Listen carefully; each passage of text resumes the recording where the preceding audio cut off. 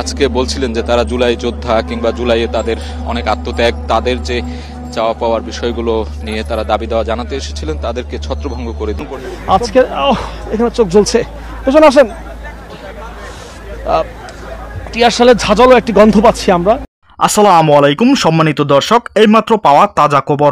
দর্শক, আজকে আপনাদেরকে দেখাবো আজকের সর্বশেষ আপডেট নিউজ। শুরুতেই আপনারা দেখেছেন শিরোনাম, বিস্তারিত খবর দেখতে পারবেন এই ভিডিওতে। 1 সেকেন্ডও না টেনে পুরো ভিডিওটি দেখবেন। চ্যানেলে নতুন হলে সাবস্ক্রাইব করে রাখবেন পরবর্তী আপডেট পাওয়ার জন্য। ভিডিওতে একটি লাইক করে দেখতে থাকুন সম্পূর্ণ ভিডিওটি।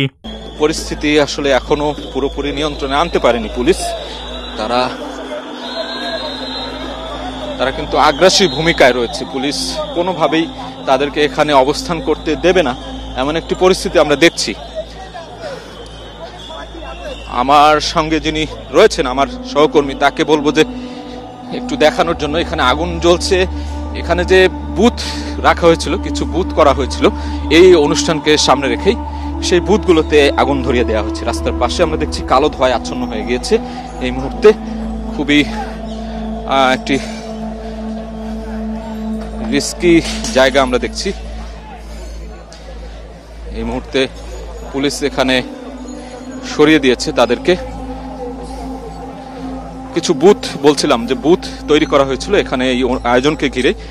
এটি এর আগেও করা হয়েছিল, জুলাই ঘোষণাপত্র যখন করা হয় কিংবা অন্যান্য কনসার্ট বা এই এখানে মানিক মিয়া এভিনিউতে যে ধরনের আয়োজনগুলো হয় সেগুলো করা হয়। চেয়ারগুলো ছিল, এখানে কিছু চেয়ারে আগুন লাগানো হয়েছে। সেই চেয়ার দেখতে পাচ্ছি আমরা, চেয়ারগুলোতে আগুন লাগানো হয়েছে এবং জ্বলে পুড়ে সবকিছু ছাই হয়ে গেছে আমরা দেখছি। এবং মুহুর্মুহুর সাউন্ড গ্রেনেড মারা হচ্ছে। এই যে জুলাইয়ের পক্ষে যারা আজকে বলছিলেন যে তারা জুলাই যোদ্ধা কিংবা জুলাইয়ে তাদের অনেক আত্মত্যাগ, তাদের যে চাওয়া পাওয়ার বিষয়গুলো নিয়ে তারা দাবি দেওয়া জানাতে এসেছিলেন, তাদেরকে ছত্রভঙ্গ করে দিয়েছে একরকম পুলিশ। এখান থেকে পুরো জায়গাটি নিয়ন্ত্রণে নেওয়ার জন্য মানিক মিয়া এভিনিউয়ের এই প্রান্ত থেকে, আসাদগেট প্রান্ত থেকে খামারবাড়ির প্রান্ত পর্যন্ত পুলিশের যে অ্যাকশন সেটি আমরা কিছুক্ষণ আগে দেখলাম। এখন পর্যন্ত পুলিশ কিন্তু পুরো জায়গাটি নিয়ন্ত্রণে নেওয়ার চেষ্টা করছে। এবং সেই যে বলছিলাম কাঙ্ক্ষিত যে জুলাই সনদের আয়োজন, সেটি কিন্তু বিকেলে শুরু হবে।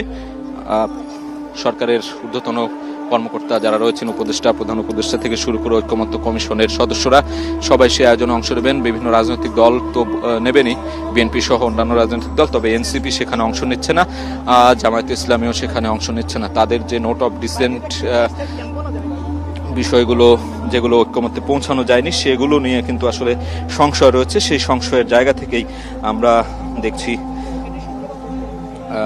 তাদের সেই ঐক্যমত্যের জায়গাটিতে কিন্তু পৌঁছাতে পারেনি তারা। সেই জন্যই কিন্তু আজকে বেশ কিছু রাজনৈতিক দল এখানে অংশ নিচ্ছে না। এবং বলে রাখি যে এই সংস্কারের, এক নজরে সংস্কারের বিষয়গুলোতে 84টি পয়েন্ট এখানে উত্থাপিত হয়েছিল। 84টি পয়েন্টে ঐক্যমত্য এসেছে, তবে বেশ কিছু পয়েন্টে কিন্তু ঐক্যমত্য আসেনি। নোট অফ ডিসেন্ট সহ বিভিন্ন দলের ভিন্নমত থাকা সত্ত্বেও সেটি ঘোষণা হতে যাচ্ছে আজকে। সেই ঘোষণার আয়োজনকে ঘিরেই কিন্তু নানান ধরনের প্রস্তুতি ছিল,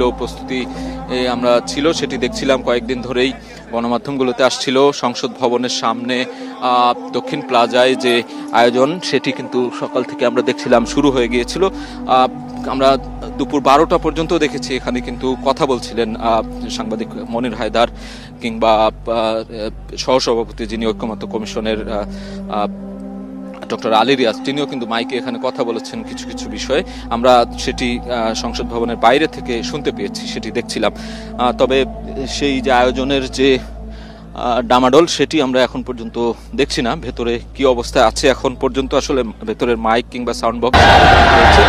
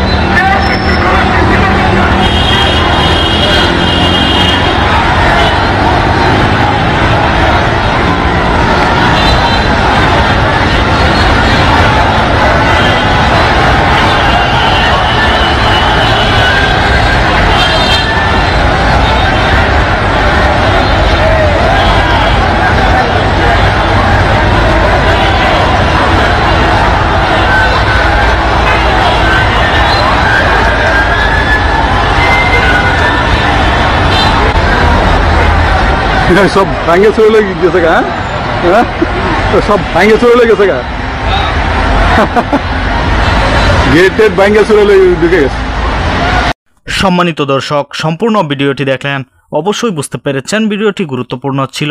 দর্শক, এই ভিডিওতে যে তথ্যগুলো আপনারা পেয়েছেন এ বিষয়ে আপনাদের কি মতামত তা অবশ্যই কমেন্ট করে জানাবেন, এবং পরবর্তী আপডেট ভিডিওগুলো সবার আগে পেতে চ্যানেলটিকে এখনই সাবস্ক্রাইব করে রাখুন। এই মুহূর্তে বিদায় নিচ্ছি, দেখা হবে পরবর্তী কোনো ভিডিওতে। সে পর্যন্ত ভালো থাকবেন, সুস্থ থাকবেন। আসসালামু আলাইকুম।